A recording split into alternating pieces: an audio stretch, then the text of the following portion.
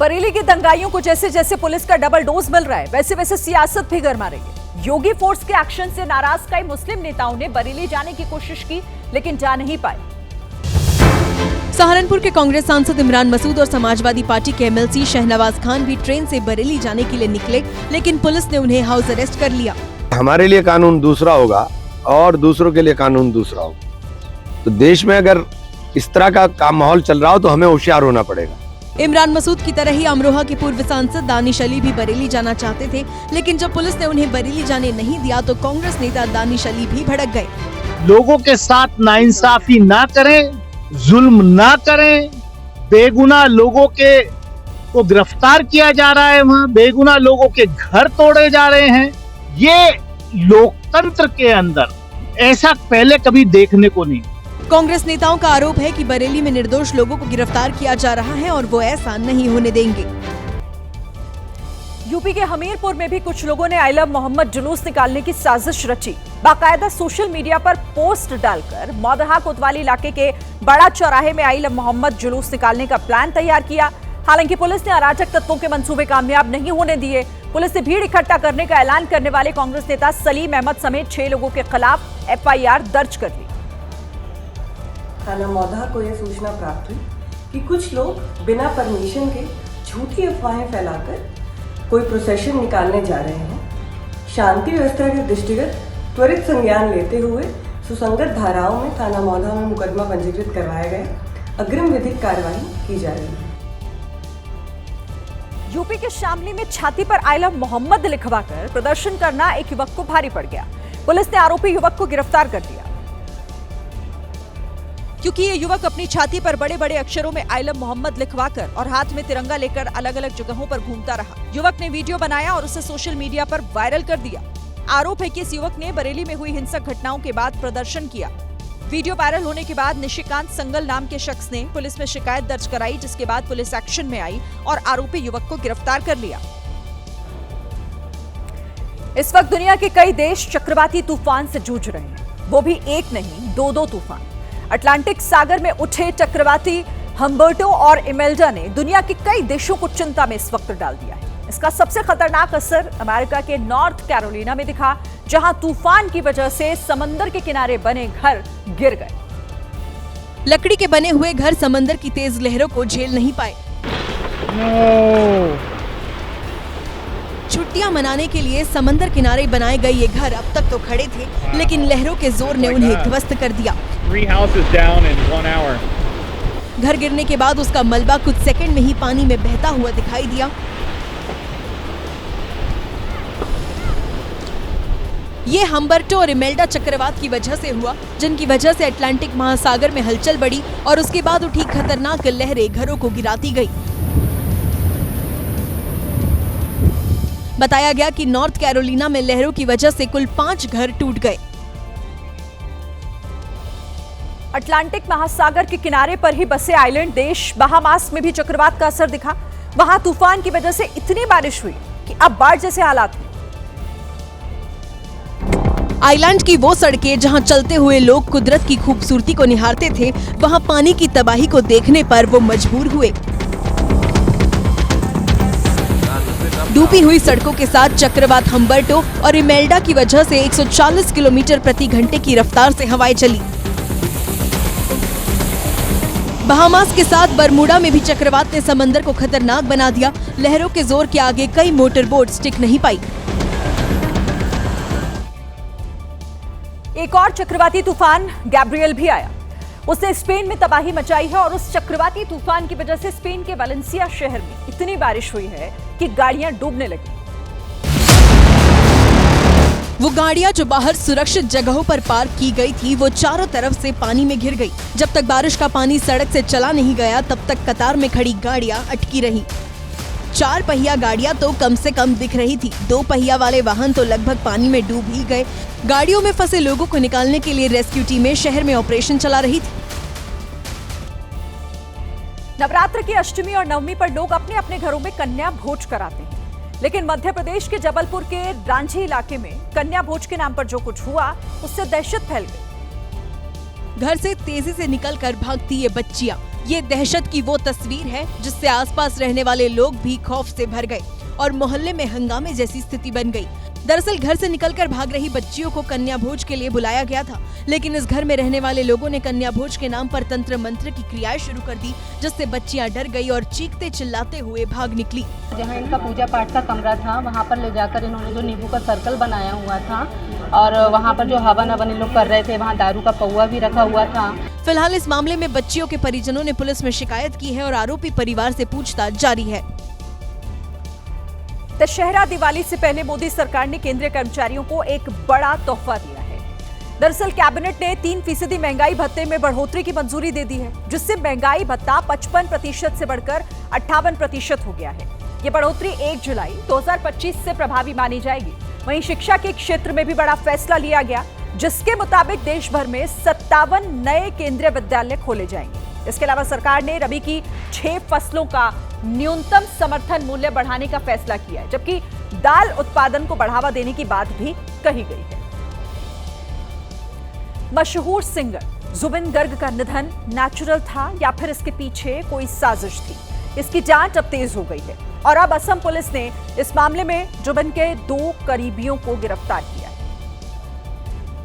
गिरफ्तार हुए एक शख्स का नाम सिद्धार्थ शर्मा है, जो जुबिन गर्ग के मैनेजर थे, और दूसरे शख्स का नाम श्याम कानू महंता, जो सिंगापुर फेस्टिवल के ऑर्गेनाइजर थे। इन दोनों को ही असम पुलिस ने सिंगापुर से गिरफ्तार किया है, जिसके बाद दोनों को गुवाहाटी लाया गया और दोनों को कोर्ट ने 14 दिन के न्यायिक हिरासत में भेज दिया। श्याम कानू महंता ही जुबिन को फेस्टिवल में शामिल कराने के लिए सिंगापुर लेकर गए थे।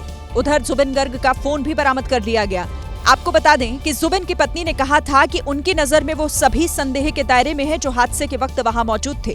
दरअसल सिंगापुर में स्कूबा डाइविंग के दौरान यह हादसा हुआ था, जिसमें जुबिन गर्ग की मौत हो गई थी। यूपी के कुशीनगर में 2 अलग अलग जगहों पर लगी आग ने जमकर कोहराम मचाया। इस आग में लाखों का सामान जलकर स्वाहा हो गया। पहली घटना फाजिल नगर इलाके की है, जहां जूते चप्पल की दुकान में आग लग गई। कुछ ही देर में पूरी दुकान आग की लपटों में घिर गई, जिसके बाद वहां अफरा तफरी मच गई। आसपास के लोगों ने आग बुझाने की कोशिश की। आरोप है कि दमकल की गाड़ी पहुंची ही नहीं, जिससे दुकान में रखा सामान जलकर राख हो गया। दूसरी घटना पगार चिलवान गांव की है, जहां आग ने एक घर में जमकर तांडव मचाया। आग कैसे लगी इसका पता नहीं चला, लेकिन आग ने विकराल रूप धारण कर लिया। आग इतनी तेजी से फैली कि दूसरे घरों में भी आग के फैलने का खतरा मंडराने लगा। हालांकि मौके पर पहुंचे दमकल कर्मियों ने आग पर काबू पाया, तब जाकर लोगों ने राहत की सांस ली। परेश रावल की एक और फिल्म विवादों से घिर गई है, क्योंकि इस फिल्म के एनिमेटेड पोस्टर में ताजमहल के अंदर से भगवान शिव को निकलते हुए दिखाया गया है। एनिमेटेड पोस्टर में परेश रावल ताजमहल का गुंबद हटाते हुए दिख रहे हैं और गुंबद के नीचे से भगवान शिव की विशाल प्रतिमा निकलती हुई दिखाई दे रही है। इस फिल्म का नाम द ताज स्टोरी रखा गया है, जो 31 अक्टूबर को सिनेमा घरों में रिलीज होगी। परेश रावल की तरफ से शेयर किए गए एक और पोस्टर में ताजमहल के ऊपर भगवा झंडा लहराया गया, जिस पर ओम लिखा है, जबकि ताजमहल की परछाई में शिवलिंग दिखाया गया है। इसी तरह के एक और पोस्टर में ताजमहल को कटघरे में दिखाया गया, जबकि तीसरे पोस्टर के जरिए पूछा गया कि क्या वाकई ताजमहल शाहजहां ने बनवाया था। हालांकि जब इन तस्वीरों पर विवाद बढ़ा तो फिल्म निर्माताओं ने कहा कि ये फिल्म किसी धार्मिक मामले से संबंधित नहीं। अब सवाल ये है कि जब ये फिल्म किसी धार्मिक मामले से संबंधित नहीं है, तो फिर इस तरह का प्रचार क्यों किया जा रहा है? क्या ये कोई पब्लिसिटी स्टंट है? वृंदावन में बंदरों का आतंक लगातार बढ़ता जा रहा है। हाल ही में मंदिर से एक हैरान करने वाला वीडियो सामने आया, जिसमें एक बंदर ने एक श्रद्धालु का पर्स छीन लिया, छत पर चढ़ गया। पर्स में भी 10,000 रुपए रखे हुए थे, जिन्हें वो एक एक कर निकालने लगा। ये देख नीचे खड़े श्रद्धालु के चेहरे पर हवाइयां उड़ने लगी, क्योंकि कैश बहुत ज्यादा था। बंदर कभी नोटों की गड्डी को हाथ से खींचता तो कभी अपने मुंह से।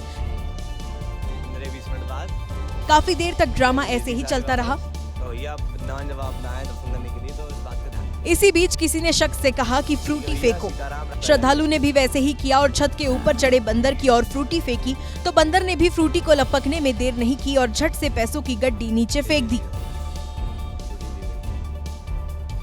यूपी के हापुड़ में एक तेज रफ्तार का कार हादसे का शिकार हो गई। तुरंत देवदूत बनकर आए ग्रामीणों ने कार में सवार 3 लोगों की जिंदगी बचाई, क्योंकि कार एक तालाब में गिर गई थी। कार की स्पीड इतनी ज्यादा थी कि वो गिरते ही एकदम से पलट गई। आवाज सुनकर आसपास के ग्रामीण भागे भागे आए और किसी तरह पहले कार को सीधा किया और फिर उसमें फंसे ड्राइवर समेत तीनों लोगों को सकुशल बाहर निकाल लिया। कार सवार तीनों लोग गाजियाबाद से गौतम बुद्ध नगर की ओर जा रहे थे। जैसे ही पुलिया पर पहुंचे तो गाड़ी का बैलेंस बिगड़ा और वो तालाब में जा गिरी। क्योंकि तालाब में पानी बहुत ज्यादा नहीं था, इसीलिए तीनों को बचा लिया गया। बाद में कार को भी निकाल लिया गया। बिहार में चिराग पासवान एनडीए के साथ मिलकर चुनाव लड़ेंगे या नहीं, इस पर अंदर खाने अब भी चर्चा चल रही है। और इसी बीच चिराग पासवान ने इशारों में बीजेपी को अपनी अहमियत समझा दी है। इसके लिए चिराग पासवान ने पिछले विधानसभा चुनाव का उदाहरण दिया और खुद को नमक की भूमिका में बताया। तो मैं गठबंधन में एक नमक की भूमिका में हूँ, खाद्य प्रसंस्करण मंत्री हूँ, तो नमक के महत्व को और ज़्यादा समझता हूँ, तो मैं नमक की भूमिका में हूँ। और बिना नमक के दाल का स्वाद नहीं आएगा 2020 में। इसीलिए जब विपक्ष अपनी दाल को लेकर ज़्यादा उछल रहे हैं कि हमारी दाल ज़्यादा करारी बनी है, वो इसीलिए बनी थी क्योंकि उस वक्त एक बिखरा हुआ एनडीए था। इस बीच चिराग पासवान ने प्रशांत किशोर से अपनी दोस्ती की भी बात कही। मेरी उनसे दोस्ती है, पहचान है, इसको ना उन्होंने कभी झुटलाया ना मैंने, और मैं क्यों झूठ बोलूं इस बात को लेकर। कहा जा रहा है कि चिराग 40 सीटों की मांग कर रहे हैं, लेकिन उन्हें इतनी सीट मिल पाएगी इसकी गुंजाइश बहुत कम है। बेंगलुरु में ट्रैफिक की समस्या से निजात पाने के लिए कर्नाटक की सरकार ने खास प्रस्ताव तैयार किया है।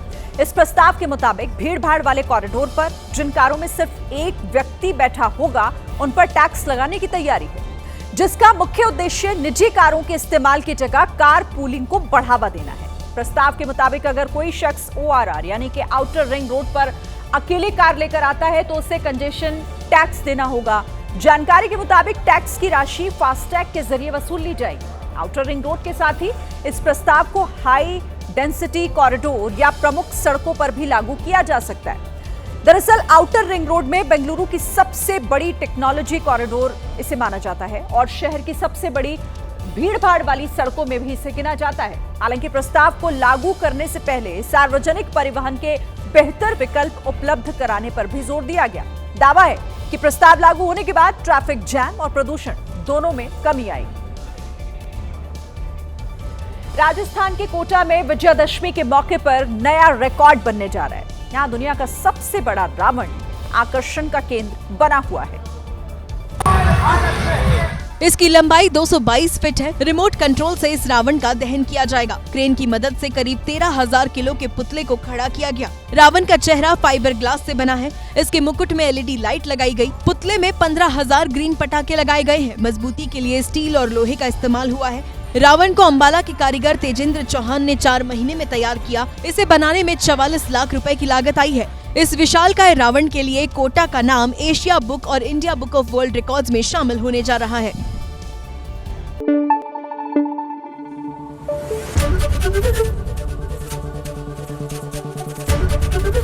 ABP न्यूज आपको रखे आगे।